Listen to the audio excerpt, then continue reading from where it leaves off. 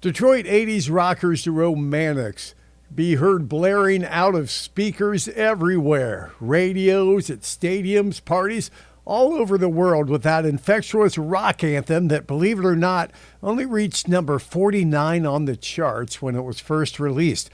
But whatever happened to the band? I'll take a look into the roller coaster ride story of the Romantics coming up next on Music Meanderings.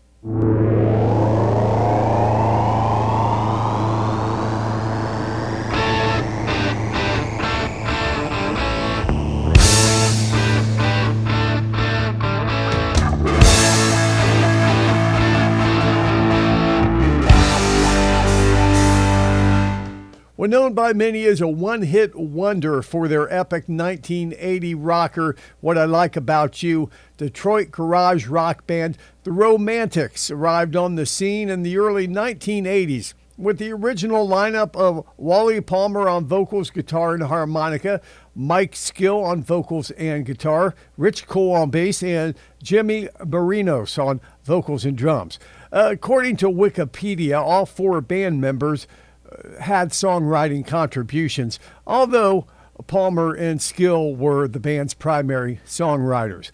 The band's first show was on Valentine's Day at My Fair Lady Club in Detroit, hence the name The Romantics. They opened up for the MC5 in 1977. Now, nearly 3 years of shows at mostly small clubs around the country followed, leading to the Romantics getting signed to the Nemperor label. The band recorded their debut self-titled album in 1979. However, the Romantics' real record debut were a couple of singles released on Spider Records back in 1978. Those songs will be re-recorded and included on their debut album. That album sold roughly 200,000 copies when released. Not bad for a debut album. Featured the hit What I Like About You, the band's signature song, which is still popular 45 years later. That iconic opening guitar riff is immediately recognizable. I remember seeing the Romantics at a small club in the early 90s, and every song they started that had a guitar riff whipped the audience into a frenzy, thinking it was What I Like About You, and then it wasn't What I Like About You, so they'd calm down again, and they'd start another song that sounded like that, and they'd get whipped up again. But the Romantics saved that song for the very last. Well, What I Like About You must have been a huge number one hit, right? Well, actually, it only reached number 49 in the U.S. when it first came out. Although it fared better in other countries, made it to number 8 in the Netherlands and all the way to the number 2 spot in Australia, where the band was especially popular. The lead vocal on the song was provided by the drummer, Jimmy Marinos. Lead guitarist Mike Skill left the band after the release of the follow-up album, National Breakout, in 1980. He was replaced by Cos Candler, and the group put out their third record, Strictly Personal, in 1981. But that album failed to produce a hit single and went largely unnoticed. Mike Skill would then later rejoin the Romantics for their best-selling album, 1983's In Heat. And the band played arenas, opening for Cheap Trick, The Kinks, and The Cars. The album went gold in America, thanks largely to the top 5 single, Talking in Your Sleep. Another single from the record, and the song I really like, One in a Million, would be the band's last top 40 hit, stalling at number 37 on the U.S. charts. Now, the Romantics videos were a mainstay on MTV during this period, adding to the band's popularity. They were at their peak, playing U.S. and international tours in support of the album In Heat, and appearing on top-rated TV shows like Solid Gold, American Bandstand, and even Soul Train. In late 1984, well, things began to fall apart, as founding member and drummer Jimmy Marinos would leave, and the Romantics couldn't follow up the success of In Heat. 1985's Rhythm Romance peaked at number 72, and the supporting tour, well, had low ticket sales. That caused more attention between the band and management.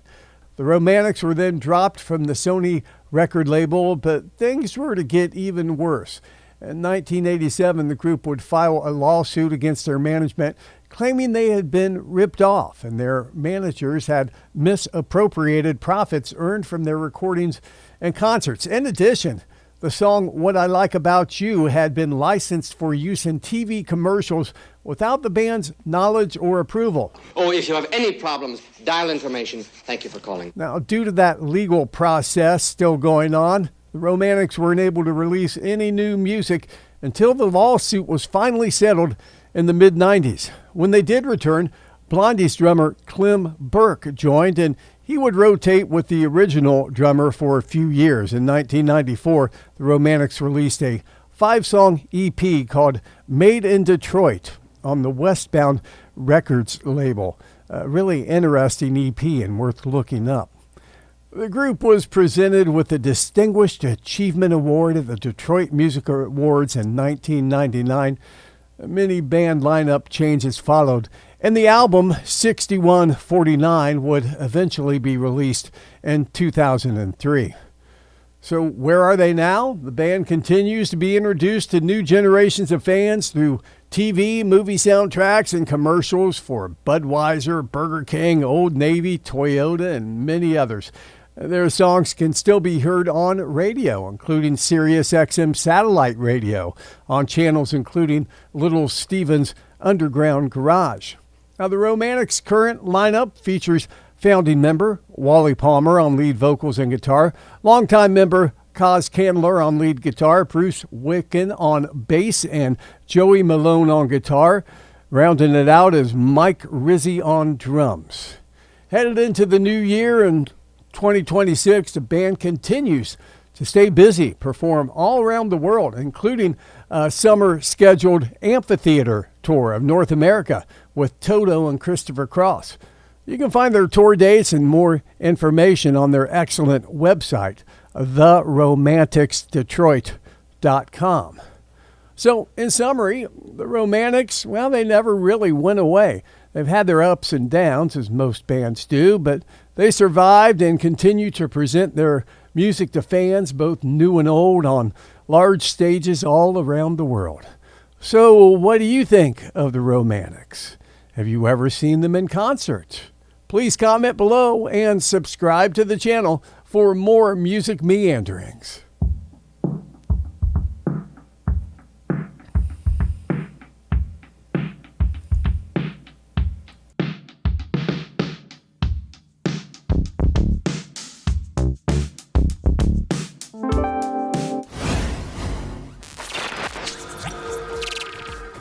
Right.